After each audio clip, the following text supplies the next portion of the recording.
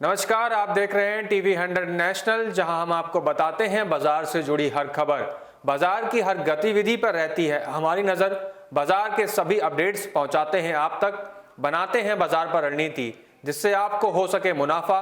कैसे रहेगी बाजार की चाल और क्या रहेगा ग्लोबल हाल, कौन सा ट्रेड आपको दिलाएगा कमाई का मौका, इन सभी सवालों का बस एक जवाब, टीवी 100 नेशनल। आज हम बात करेंगे एक ऐसे बैंक के बारे में जिसका हर एक फैसले से बाजार में हलचल मच जाती है। इस हलचल का असर न सिर्फ भारत के बाजारों पर नजर आता है, बल्कि ग्लोबल बाजार पर भी भारी असर डालता है। जी हां, हम बात कर रहे हैं विश्वविख्यात अमेरिका के फेडरल बैंक के बारे में, यानी कि फेड के बारे में।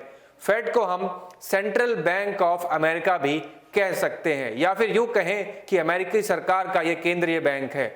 आसान भाषा में समझें तो जिस तरह भारतीय रिजर्व बैंक भारत का केंद्रीय बैंक है, उस तरह संयुक्त राज्य अमेरिका के केंद्रीय बैंक का फेडरल रिजर्व बैंक कहते हैं। इसे फेड भी कहा जाता है। आपको यह भी बता दें कि फेडरल रिजर्व बैंक या फेडरल रिजर्व सिस्टम अमेरिका का केंद्रीय बैंकिंग सिस्टम है।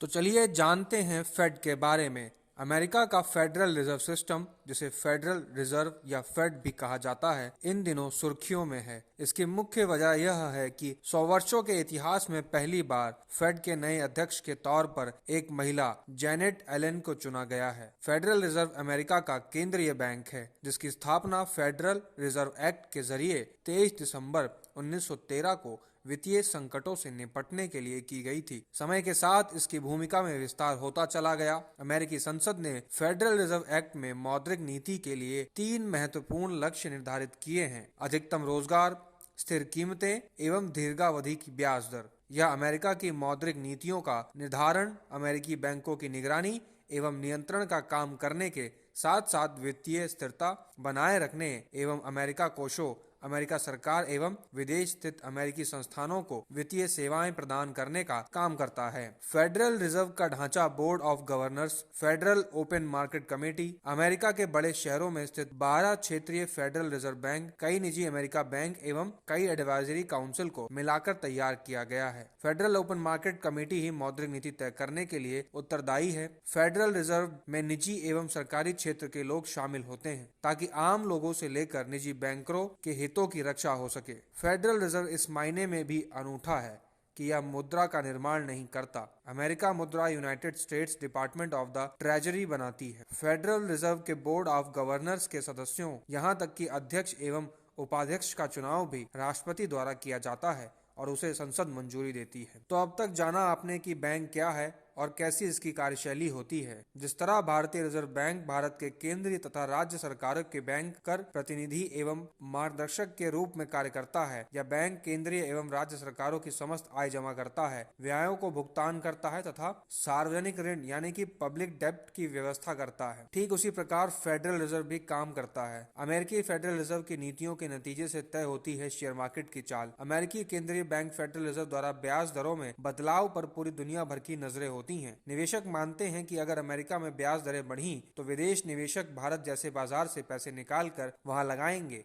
इस वजह से यहाँ शेयर बाजार में बिकवाली शुरू हो जाती है। इससे बाजार में कमजोरी भी आनी शुरू हो जाती है। उदाहरण के तौर पर अब हम एक हाल ही में फेड द्वारा लिए गए बड़ी घोषणा की तरफ नजर डालेंगे, जिससे ये फेड को समझने में और भी आसानी होगी। कहावत है कि अमेरिका के बाजार में अगर छींक भी आ जाए, दुनिया भर के शेयर बाजारों में भूचाल मच जाता है। लेकिन इस बार अमेरिकी सेंट्रल बैंक यानी यूएस फेडरल रिजर्व ने जो घोषणा की है वो छींक जैसी तो नहीं, बल्कि उससे भी बड़ा मामला है। यह लंबी अवधि में दुनिया भर के बाजारों पर बड़ा असर जरूर डाल सकता है। यूएस फेड ने जो ऐलान किया है, यह साफ संकेत दे रहा है कि अमेरिकी इकोनॉमी तेजी से रिकवर हो रही है। फेडरल रिजर्व ने कहा कि वह बॉन्ड खरीद के कार्यक्रम को अगले साल मार्च तक बंद कर देगा। फेडरल रिजर्व ने बॉन्ड खरीद को कोरोना काल में शुरू किया था, लेकिन असली खबर बॉन्ड खरीद रोकना नहीं है। असली खबर तो यह है कि अगले 3 साल में फेडरल रिजर्व ने 7 बार ब्याज दर बढ़ाने का ऐलान किया है। इसमें 3 बार बढ़ोतरी तो 2022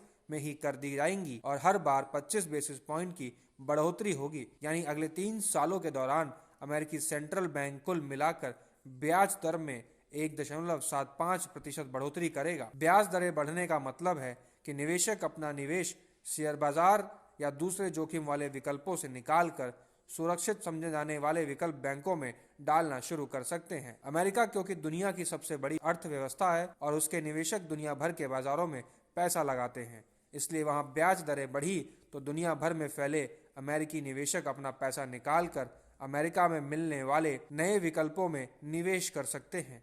इस खबर का दूसरा पहलू यह भी है कि अमेरिकी सेंट्रल बैंक के बाद दुनिया के कई और बैंक भी अपने यहाँ ब्याज दरें बढ़ा सकते हैं। हो सकता है हमारा रिजर्व बैंक भी आगे चलकर ब्याज दरों में बढ़ोतरी कर दे। इससे देश में कर्ज महंगा होगा और साथ में निवेश के ऐसे विकल्पों से पूंजी निकालना शुरू हो जाएगी जिन्हें जोखिम भरा माना जाता है। इस हाल ही में हुए बड़ी घोषणा के बाद बाजार के काफी विश्लेषकों का कहना है कि अमेरिका में बेरोजगारी दर के आंकड़े घटने तथा प्रोत्साहन पैकेज पर हस्ताक्षर के बाद बाजारों को कुछ समर्थन मिला है, लेकिन बॉन्ड पर प्राप्ति बढ़ने का दबाव बाजारों पर अधिक रहा है।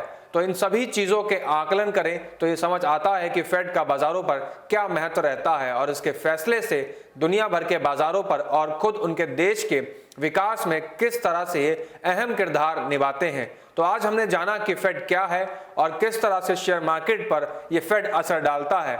बाजार के इस तरह की तमाम जानकारी के लिए देखते रहिए टीवी 100 नेशनल।